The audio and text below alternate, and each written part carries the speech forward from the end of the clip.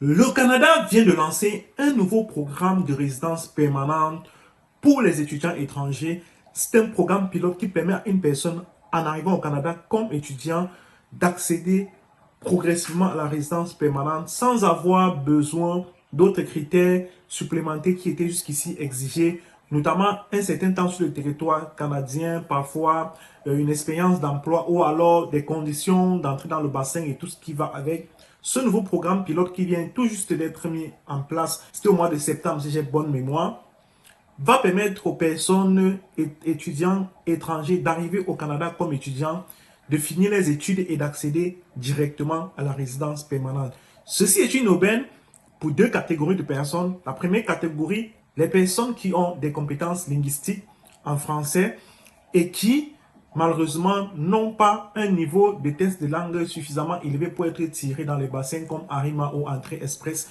Vous avez par exemple un test de langue avec un niveau B2 juste intermédiaire, donc vous ne pouvez pas être tiré dans ces bassins-là.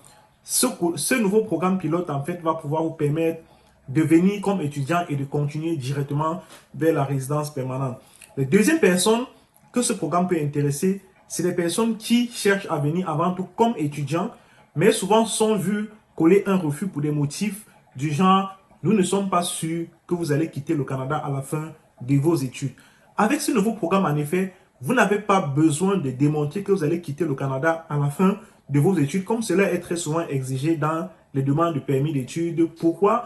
Tout simplement parce que c'est un programme qui prévoit déjà que vous allez rester au Canada en permanence après vos études. Avant de commencer cette vidéo, de passer sur mon écran pour que je vous présente ce nouveau programme pilote en détail, les établissements d'enseignement éligibles et comment est-ce que vous pouvez postuler, je voudrais vous faire un rappel.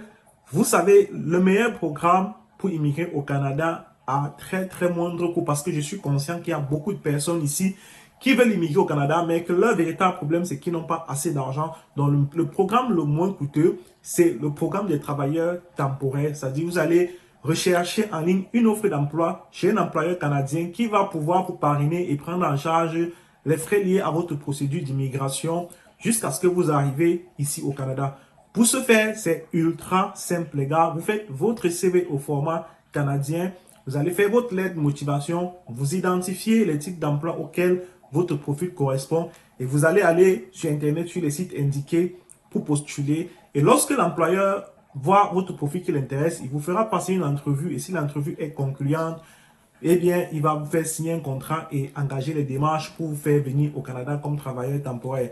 Dit comme ça peut paraître difficile, mais si tu es abonné à cette chaîne, tu sais très bien que nous avons mis en place ce que j'ai appelé le Pack Boulot Canada. Le Pack Boulot Canada, c'est quoi? C'est un ensemble de tous ces éléments que je viens de citer, à savoir un CV type Canada, une lettre de motivation, une liste des types d'emplois correspondant à ton profil.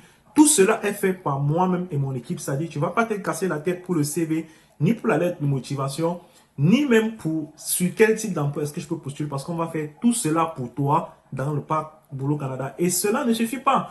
En plus de cela, on va te donner une formation qui te montre comment est-ce que tu peux postuler à des offres d'emploi en ligne par toi-même, sur quel site postuler et comment postuler. Donc, tous ces éléments te permettront, te faciliteront le process pour trouver un emploi en ligne chez un employeur qui va pouvoir te parrainer et prendre en charge ta procédure d'immigration pour venir vers le Canada. Si tu es intéressé par ce Pack Boulot Canada, écris juste en commentaire, mais avant d'aller en commentaire, assure-toi que tu as laissé un like à cette vidéo, que tu es abonné à la chaîne et tu écris en commentaire « Je veux le Pack Boulot Canada » et je t'enverrai le lien pour les modalités d'accès à ce pack. Bien entendu, il n'est pas gratuit. Tu peux également nous envoyer un email à contact@vocanada.com. L'email va s'afficher juste là au-dessus de l'écran et mon équipe et moi, on se chargera de faire tout ce travail-là pour toi. Il y a également un groupe WhatsApp VIP d'accompagnement dans les process de recherche d'emploi ici au Canada, où quand tu prends le Pack Boulot Canada, tu as accès. Alors, profite de cette opportunité si tu es intéressé par les programmes de travailleurs temporaires étrangers. Maintenant, nous allons passer tout de suite sur mon écran après le générique pour que je vous présente en détail ce nouveau programme pilote dans les zones francophones minoritaires qui va vous permettre d'avoir votre résidence permanente au Canada quand vous arrivez comme étudiant. Et l'avantage, un des avantages encore que je n'ai pas mentionné ici dans cette introduction, c'est que ce programme vous permet également de voyager avec votre famille. Vous allez venir avec votre conjointe ou votre épouse ou votre époux ou votre conjoint ainsi que vos enfants. On se retrouve donc juste après le générique pour la suite de la vidéo.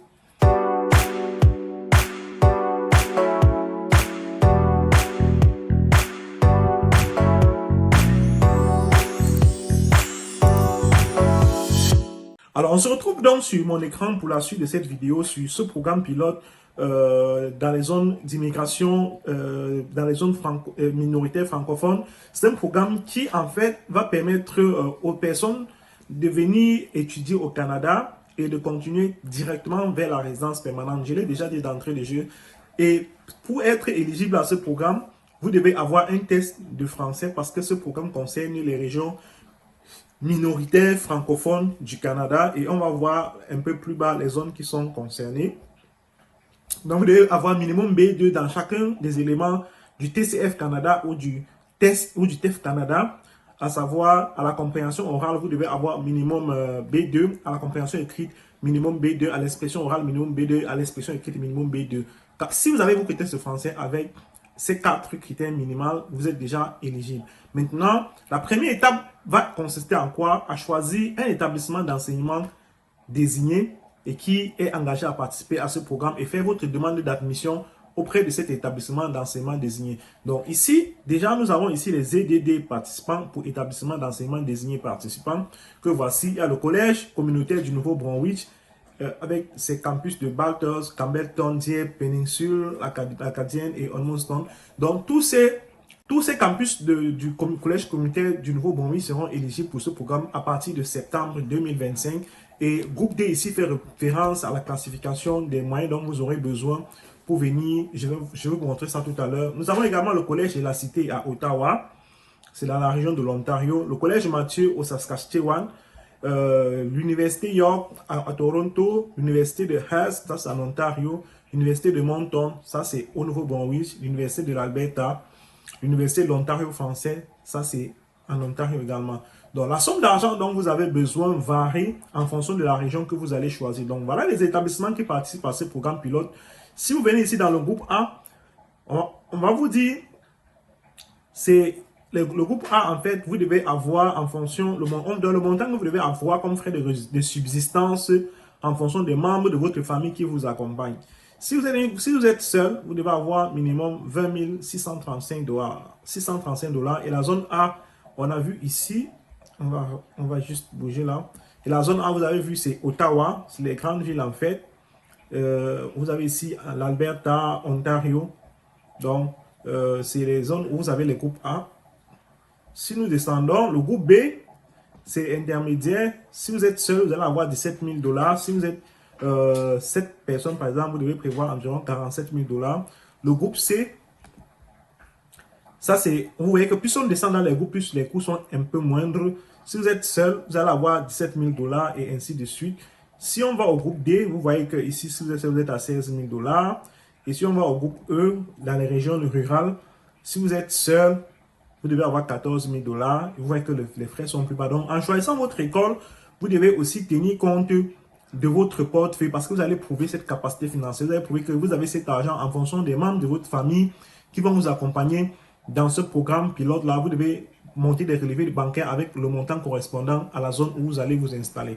Donc, maintenant qu'on a vu ça, on a vu, donc, en plus du test de français que vous allez mettre dans votre demande, bon, ça, c'est vraiment au moment de la demande de visa. Vous devez aussi prévoir cette capacité financière, donc en plus des autres éléments qu'on utilise généralement lorsqu'on veut faire une demande de visa pour le Canada. Donc, la première étape dans ce projet pilote, comme je vous ai dit, ça va être de faire une demande d'admission.